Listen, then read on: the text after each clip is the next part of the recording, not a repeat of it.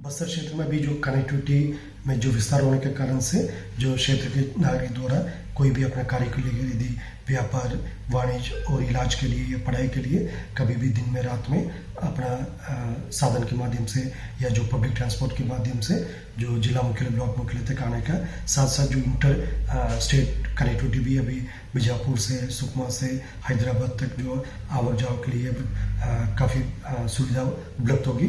Flight connectivity भी बस्तर में भी प्रारंभ होने के कारण से अभी जलपुर तक हैदराबाद से रायपुर से बिलासपुर से जबलपुर और दिल्ली से भी कनेक्टिविटी अभी प्रारंभ होगी, जिसके कारण से काफ़ी बड़ी संख्या में जो पर्यटक साथ साथ जो व्यापार करने के उद्देश्य से भी काफ़ी लोग आ रहे हैं, जिससे क्षेत्र की जो इकोनॉमी के लिए भी काफ़ी बूस्टअप मिल रहा है और स्थानीय युवा युवती को भी एक रोजगार का अवसर भी मिल रहा है। इस प्रकार का बस्तर का जो प्राकृतिक सौंदर्य का देखने के लिए भी बाहर से काफ़ी संख्या में पर्यटक लोग आ रहे हैं। इससे डायरेक्टली और इनडायरेक्टली काफ़ी जो एक इकोनॉमिक एक्टिविटी का भी बूस्टअप मिल रहा है। इस प्रकार जो कनेक्टिविटी काफ़ी एक सकारात्मक भूमिका जो बस्तर क्षेत्र का एक सकारात्मक पहचान देने के लिए निभा रहा है और उससे हमें पूरा उम्मीद है आने वाला समय में मतलब जो बस्तर क्षेत्र का जैसा पुराना जो एक छवि थे मतलब आतंक जो घटना के नाम से जाने जाते वो बदलकर जो व्यापार के लिए टूरिज्म के लिए और इधर का प्राकृतिक सौंदर्य थे और अन्य प्रकार के जो सकारात्मक गतिविधि के लिए जाना जाएगा और इस क्षेत्र की जनता को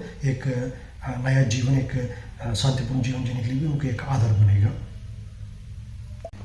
प्रतिबंधित एवं गैरकानूनी सीपीएम महोदय संगठन के शीर्ष नेतृत्व जो आमतौर पर आंध्र प्रदेश तेलंगाना या अन्य बाहर राज्य के रहते हैं, उनकी जो असली इरादा है क्षेत्र की जनता को प्रताड़ित करना है, उनके साथ कुछ गलत करना है। इस टाइप का जो विकास विरोधी जन विरोधी के जो हरकत को देखते हुए जो स्थानीय कैडर काफ़ी बड़ी संख्या में आत्मसमर्पण कर रहा है।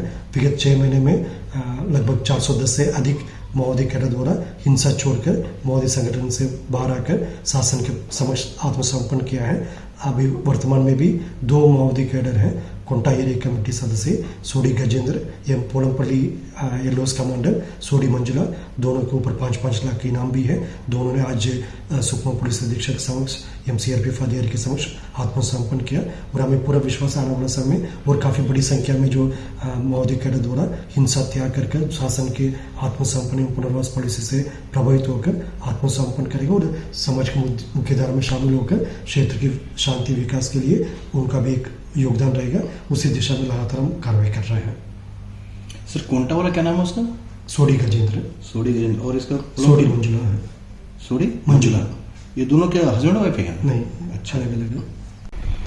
देखिए यहाँ पे मैं ये कहना चाहूँगा कि पिछले 3 सालों के पहले जिस तरह की हालात थी तो उसकी तुलना में आज के तरीके में मैं इसलिए मतलब इस बात के ठोस रूप से कहूँगा कि इसी साल हम देखते हैं तेंदुपत्ता का जो संग्रहण है विगत कुछ वर्षों से ठीक से नहीं हो रहा था, लेकिन इस बार जो है सारे टीम ने बहुत बढ़िया काम किया, अंदरूनी क्षेत्रों में भी काम किया, जिसके कारण से मैं जो जगदलपुर जो वृत्त है उसमें टारगेट को हमने पार किया।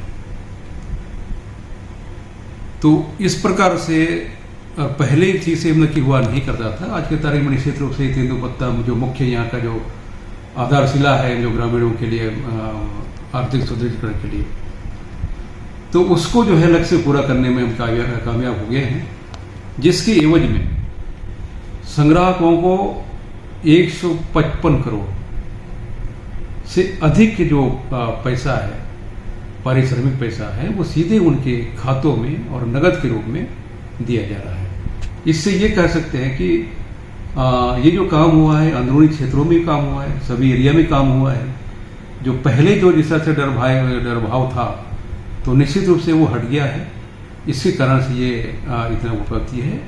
और इसके अलावा इन क्षेत्रों में जो आर्थिक रूप से जो कमजोर थे उसके लिए अलग अलग योजनाएं चालू की गई हैं, जिसमें से एक लाख पालन है और उसमें एक प्रयोग के रूप में यहाँ पे कुछ एरिया में किया गया था बस्तर में।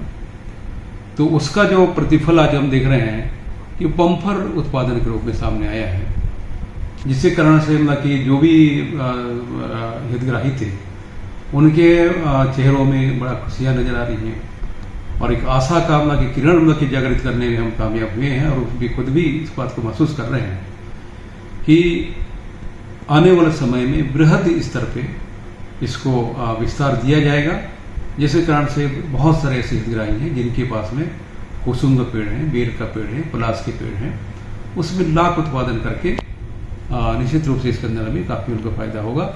इसके अलावा साल बीज का कलेक्शन होता है, जो पहले थोड़ा सा प्रभावित हुआ करता था, और आज इमली का काफ़ी बड़ा अच्छा काम होता है, जिस कारण से मतलब कि पहले जो प्रभावित होता था, आज निश्चित रूप से आज काफ़ी अच्छा मुनाफा मिल रहा है।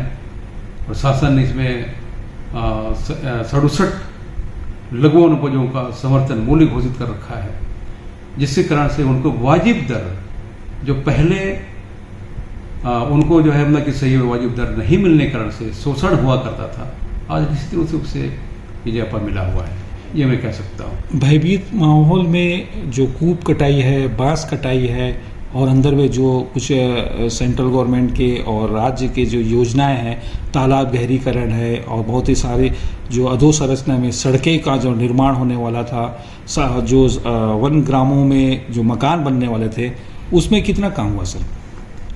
देखिए, इसमें खास तौर से मतलब कि जो नरवा विकास काम है, और उसके अंदर में बहुत सारे वाटर सेट का ये काम करना है, स्ट्रक्चर काम करने होते हैं, और वो निश्चित रूप से इस बार काफ़ी अच्छे हुए हैं, जो पहले काफ़ी लंबित हुआ करते थे। तो इस साल और ये देखने मिल रहा है, पिछले सालों में ये देखने मिल रहा है कि वो वहाँ पे भी अंदरूनी एरियो में काम हो रहे हैं। इस काम के बारे में स्थानीय जो जनता है उनको एक आभास होने लगा कि इस उचित काम है। इसमें बहुत सारे ऐसे तालाब भी बने गए हैं। तालाब ऐसे मतलब कि वो सिंचाई के उद्देश्य से नहीं बनते हैं, ये वाटर हार्वेस्टिंग सिस्टम है ये, पर इसमें वाटर हार्वेस्टिंग का काम तो हुआ। और इस बार एक अंदरूनी गांव में, उसका नाम तो नहीं बता पा रहा हूँ, भैरवमढ़ के अंदर में 15-15 किलो के मछली वहाँ से मतलब कि जो है निकाले गए हैं, उसको बेच करके आमदनी हुई। ऐसा प्रयास महसूस हो रहा है कि पहली बार उनको इस तरह से कामों से उनको लाभ मिला है। यही इतना ही नहीं, मैं स्वयं भी एक ऐसे अंदरूनी एरिया गया था, किस्टाराम एरिया में मराईगुड़ा पड़ता है, वहाँ पे 3 साल पहले यानी 2 साल पहले वहाँ पे बड़ा सा तालाब बनाया गया था। वहाँ पर गर्मी के सीजन में 12 किसान उससे पानी लिफ्ट करके खेती करते हुए देखे गए, उनसे मैं चर्चा भी किया। मालूम चला कम से 15 से 20 लाख रुपए के आसपास को उनका उत्पादन होने की संभावना था। ये सबको देखते हुए ये कह सकता हूँ कि धीरे धीरे निश्चित रूप से ये डर भय का जो काम है बात रही है, वो निश्चित रूप से काफ़ी ठीक होता जा रहा है, ऐसा दिख रहा है। जैसे कि आप सबको पता है कि बस्तर एक प्राकृतिक संपदा से आच्छादित एक क्षेत्र है। यहाँ पे संस्कृति का हो या फिर यहाँ के लोगों के हो, हमेशा से एक स्पेशल तरीके से देखा जा गया है। और प्रशासन भी लगातार माननीय प्रधानमंत्री जी और माननीय मुख्यमंत्री जी के नेतृत्व में लगातार काम कर रही है। पिछले 1 साल में उपलब्धि अगर देखेंगे तो विधानसभा के चुनाव हुए और लोकसभा के भी चुनाव संपन्न कराया गया। विधानसभा की अगर बात करेंगे तो बहुत सारे ऐसे मतदान केंद्र खोले गए जो पहली बार मतदान हो रहे थे। बहुत सारे मतदान केंद्र जो शिफ्ट हो जा रहे थे उसको शून्य कर दिया गया। जिनके गांव में जहां पे मतदान करना था वहीं पे मतदान किया गया और बड़ी मात्रा में लोग बहुत उत्साह और उमंग के साथ मतदान भी किए।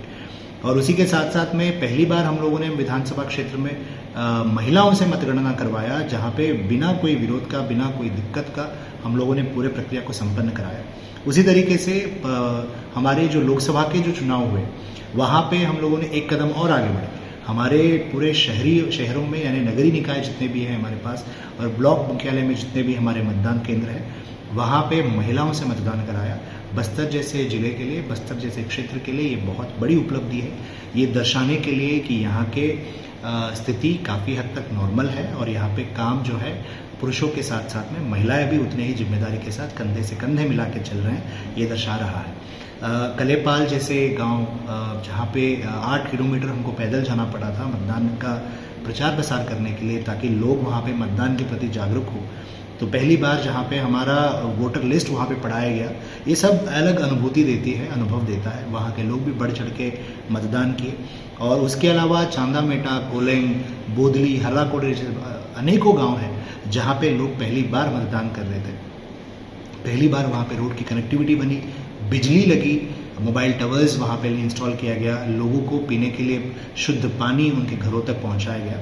इसके अलावा प्रधानमंत्री आवास, स्वच्छ भारत मिशन के तहत शौचालय, पेंशन के काम, इसके अलावा उनको आधार कार्ड बनवाने का भी हम लोगों ने वहाँ पे सुविधा पिछले 1 साल के कार्यकाल में किया गया। साथ ही साथ में जगदलपुर के जो एक पहचान को सिर्फ छत्तीसगढ़ तक ही ना रोकते हुए पूरे भारतवर्ष में स्थापित करने के लिए टूरिज्म में अनेकों काम किया गया।